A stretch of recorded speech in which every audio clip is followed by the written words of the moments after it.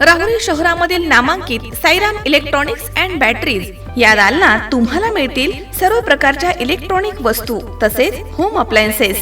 साईराम इलेक्ट्रॉनिक्सचं नातं आहे खास। प्रत्येक घरात गुणवत्तेचा विश्वास। उन्हाळ्यामध्ये थंड कूल करण्यासाठी AC, fridge, cooler, deep freeze यांची भव्य अशी रेंज। साईराम इलेक्ट्रॉनिक्स खरेदी विक्री संघ, नगर मनमाड रोड, राहुरी। तेव्हा आजच साईराम इलेक्ट्रॉनिक्स या दालनाला भेट द्या आणि आनंदाची सुरुवात करा। Sairam hospital test tube baby centre. नमस्ते, मी डॉक्टर सोनाली माने, साईराम हॉस्पिटल राहुरी, वंध्यत्व तज्ज्ञ व एम्ब्रॉलॉजिस्ट तज्ज्ञ। आपल्या इथे IVF बद्दल अत्याधुनिक उपचार पद्धती उपलब्ध आहे। तर त्यामध्ये IVF, ICSI, embryo donation, egg freezing, sperm freezing तसेच सरोगसी माताबद्दल सल्ला पण आपल्या इथे दिला जातो।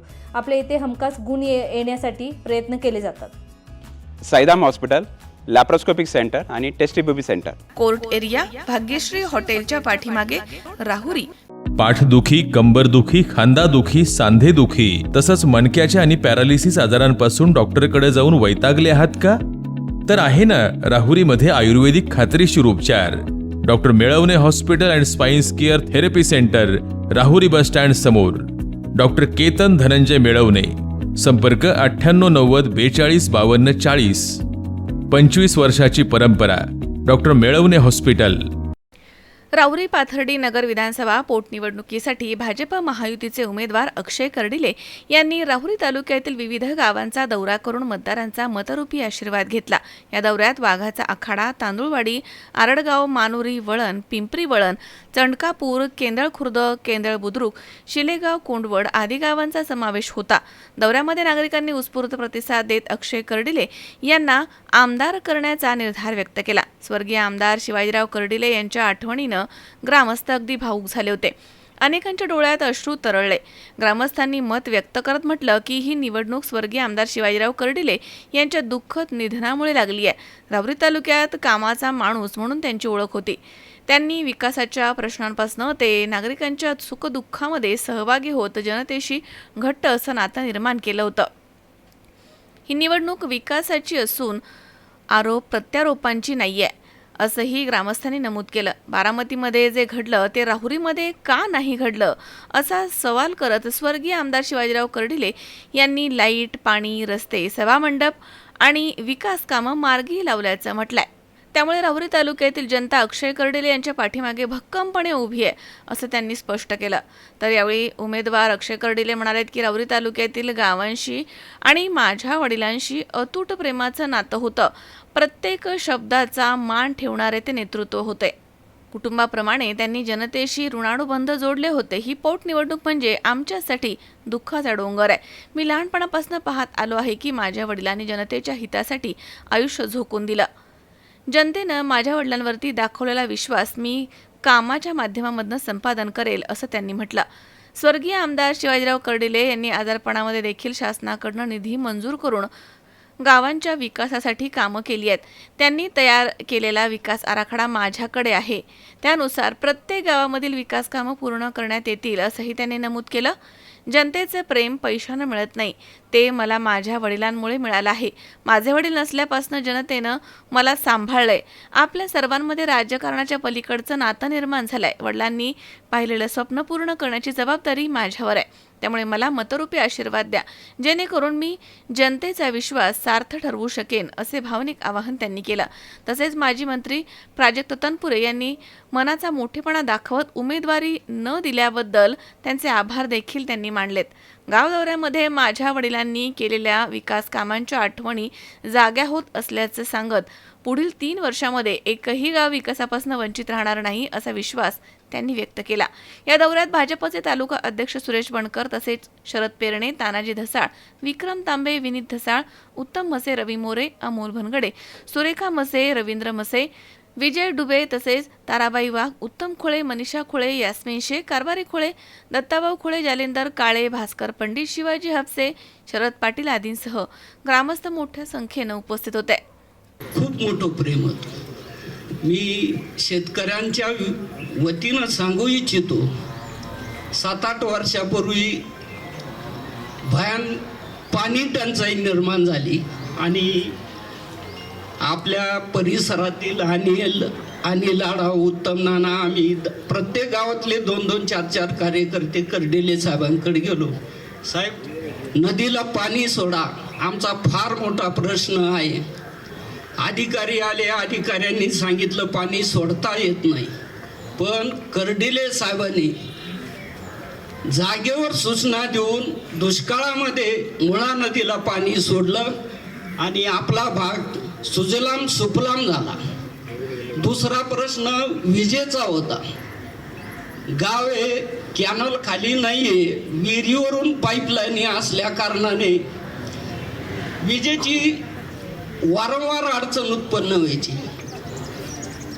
विक्रम भाऊ, आमच्या गावामध्ये कर्डिले साहेबांच्या काळात आणि आताही आमच्या सरपंचाने मला असं वाटतं 9-10 ट्रान्सफॉर्मर दिले. हे ट्रान्सफर देत असताना कुठल्याही पार्टीचा, फक्त शेतकरी पाहून हे आपल्याला दिलेले. तर हे कशामुळं घडलं? आपण भरभरून यांच्यावर प्रेम केलं आणि उद्याही आपण जर यांच्यावर भरभरून मतदान केलं तर अधिकारवाणीनं आपले कामं मार्गी लागतील. उन्हाळ्याचे दिवस आहेत, आता काही कोणावर आरोप प्रत्यारोप करायची ही निवडणूक मला वाटतं राहिलेली नाही. आपण सर्वांनी फक्त एकच काळजी घ्यायची का मतदान कसं घडून येईल जास्तीत जास्त, एवढीच प्रत्येक गावाने जबाबदारी घ्यायची. आणि मी अक्षयदादांना आमच्या गावच्या वतीनं शब्द देऊ इच्छितो का आम्ही आमचे स्थानिक पातळीवरचे सर्व गट मत भेद सर्व विसरून भारतीय जनता पार्टीचे उमेदवार म्हणून तुम्हाला जास्तीत जास्त मताने विजयी करू अशी विनंती करतो. आणि आपण सर्वांनी कमळासमोरील बटन दाबून अक्षयदादांना विजयी करावे अशी. कर्डिले साहेबांच्या दुःखद निधनानंतर ही निवडणूक आपली पोटनिवडणूक लागली. बऱ्याच निवडणुका होतात, जातात, येतात, पाहतात. या निमित्ताने राज्यात 2 निवडणुका लागू घातलेल्या आहेत. मला कधी कधी प्रश्न पडतो, अजितदादाच्या निवडणुकीत शरद पवार काँग्रेसचा उमेदवार उभा नाही राहत, पण राहुरी विधानसभा मतदारसंघात राहतो. 17 ते 18 वर्ष आदरणीय पवारसाहेब या राज्याचे मुख्यमंत्री राहिले होते. गेली 50 वर्ष देशाच्या राजकारणात वेगवेगळ्या पदावर त्यांनी भूषवलं होतं. मग बारामतीत ते घडलं तर राहुरीत का नाही घडलं? महाराष्ट्रातील विधानसभेचा अविभाज्य भाग म्हणजे राहुरी विधानसभा मतदारसंघ. आपल्याला काही कोणा व्यक्तिगत टीका करायची नाही आणि व्यक्तिगत टीकावरून आपल्याला कोणाचा रोष करायचा नाही. आदरणीय कर्डिले साहेबांनी,